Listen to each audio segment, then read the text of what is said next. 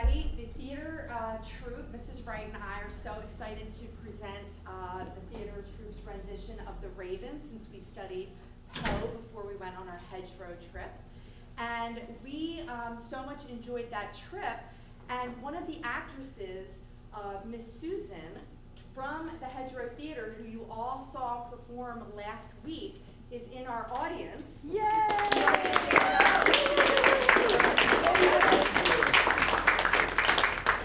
So Miss Susan was the one who played the mother in Telltale Heart, and was also the raven perched up in the balcony.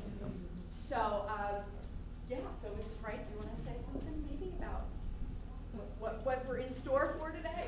All right, so our purpose today is to give you a Halloween treat, not a trick. But this is the first time that our theater program has done anything Halloween themed this year, so we're really excited about that. And it also gives you guys a preview of maybe what's to come for our Shakespeare Festival coming in December. We have a lot of new actors and actresses that have joined our theater troupe this year, so we're really excited to perform for you today.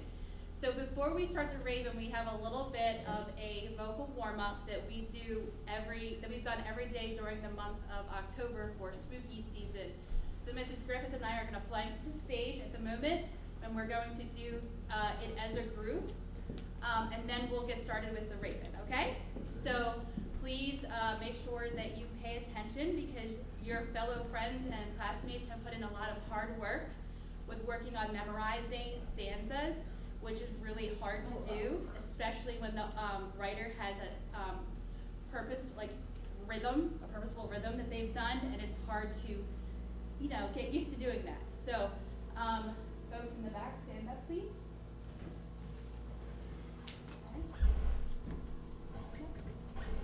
Okay, so we're doing double, double 3 times, volume rising each time. Okay, out of 3. 1, 2, 3. Double, double, toil and trouble, fire burn and cauldron bubble. Double, double, toil and trouble, fire burn and cauldron bubble. Double, double, toil and trouble, fire burn and cauldron bubble.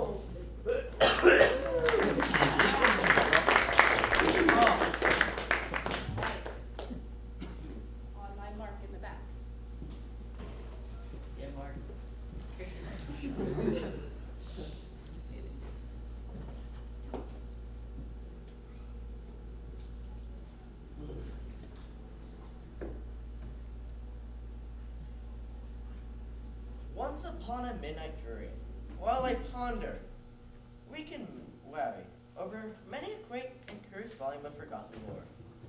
While I nodded, nearly napping, suddenly there came a tapping. As someone rapping at my chamber door. "'Tis some visitor," I muttered, tapping at my chamber door. "Only this, and nothing more."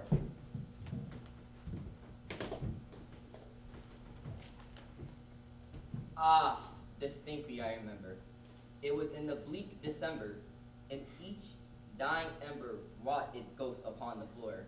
Eagerly I wished tomorrow, vainly I had brought to borrow from my books of surcease, of sorrow, sorrow for the lost Lenore, for the rare and radiant maiden who the angels named Lenore, nameless here forevermore.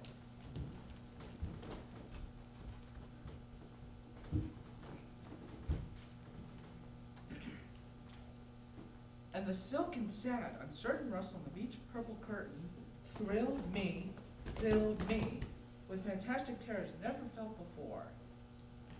So that now, to still the beating of my heart, I stood repeating, "'Tis some visitor entreating entrance at my chamber door. Some white visitor entreating entrance at my chamber door. This is it, and nothing more."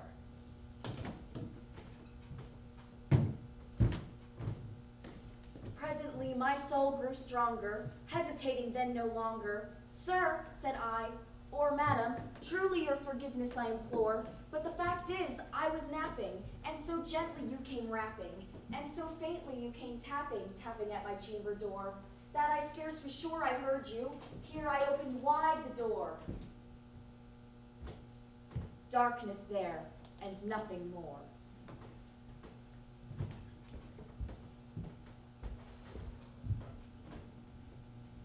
Deep into the darkness peering, long I stood there wondering, fearing, doubting, dreaming dreams no mortals ever dared to dream before. But the silence was unbroken, and the stillness gave no token, and the only word spoken was the whisper word. This I whispered, and an echo murmured back the word. Lenore. Merely this and nothing more. Back into the chamber turning with all my soul and with me grinning. Soon again I heard it tapping somewhat louder than before. Surely, said I, surely, that is something at my window lattice. Let me see then what there is in this mystery explored. 'Tis the wind and nothing more.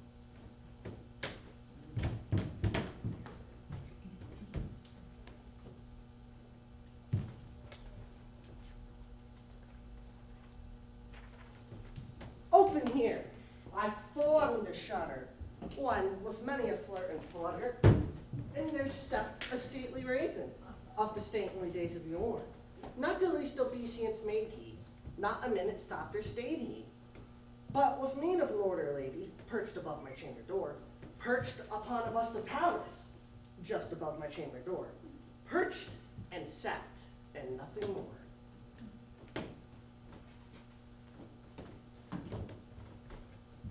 Then this ebony bird, beguiling my sad fancy and smiling, as raven's stern decorum of countenance and war. Though thy crest be short and shaven, thou, I said, art sure no craven.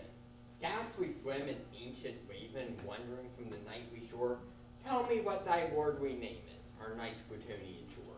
Quoth the raven, Nevermore. Much I marveled this ungainly fowl to hear discourse so plainly. Thou, its answer little meaning, for we cannot help agreeing that no living human being shall ever be blessed with seeing a bird above his chamber door. Bird or beast above the sculpted bust above his chamber door with such a name as Nevermore.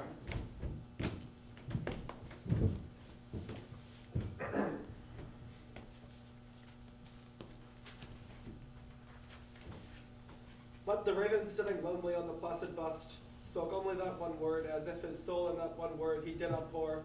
Nothing farther than he uttered, not a feather that he fluttered, till I scarcely more than mothered. Other friends have flown before. On the morrow he will leave me, as my hopes have flown before. Then the bird said, Nevermore. Doubt. Startled at the stillness, broken by reply so aptly spoken. Doubtless, said I, what it utters is its only stock on store, caught from some unhappy master, from unmerciful disaster, followed fast and followed faster, till his songs one burden bore, till the dirges of his hope that melancholy burden bore, of never. Nevermore. but the raven, still beguiling all my fancy and smiling, straight and wheeled a cushioned seat for my bird and bust, and door. Then, upon velvet sinking, I took myself to linking, fancy on fancy, thinking what this honest bird viewer, what this grim and gamely, ghastly, gaunt, and honest bird viewer meant in cloaking. Nevermore.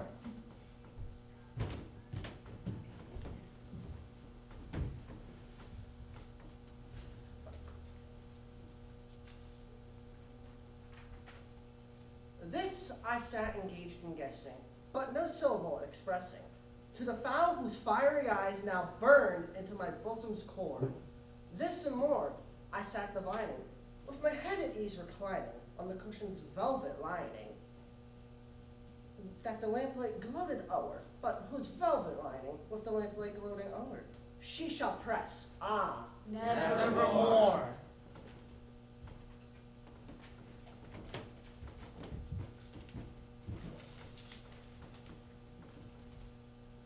Then methought the air grew denser, perfumed from an unseen censer, swung by seraphim whose footfall tinkled on the tufted floor.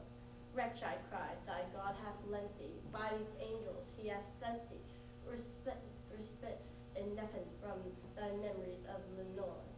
Quaff, oh, quaff this kind nepenthe, and forget this lost Lenore. Quoth this raven. Nevermore.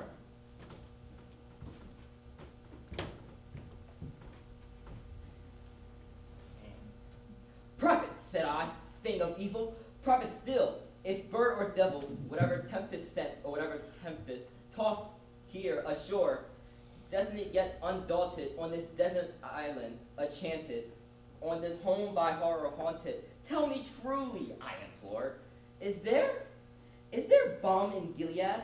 Tell me, I implore, quoth the raven. Nevermore.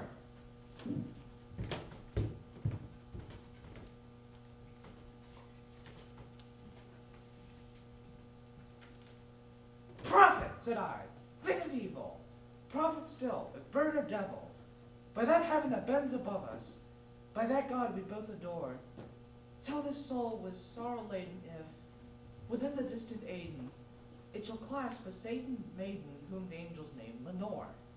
Clasp a rare and radiant maiden whom the angels name Lenore. Quoth the raven, Nevermore.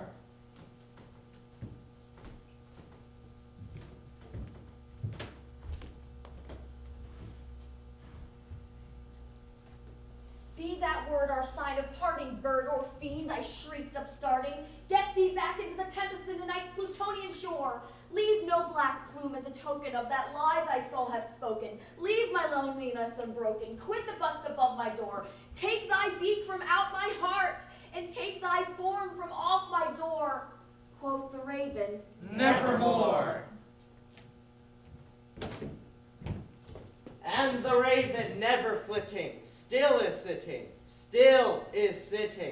on the pallid bust of palace just above my chamber door, and its eyes seeming like a demon, and the lamp light him o'er him, streaming like a shadow on the floor, and my soul from out that shadow floating on the floor shall be lifted. Nevermore.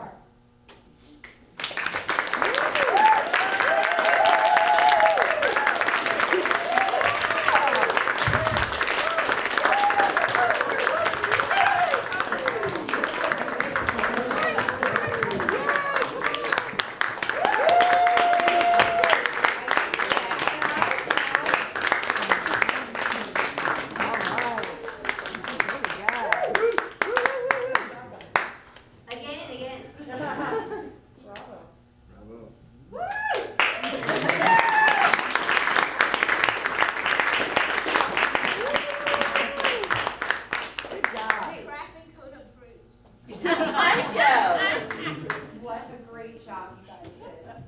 Fantastic. Yeah. Very fantastic. Okay. All right, and we're done.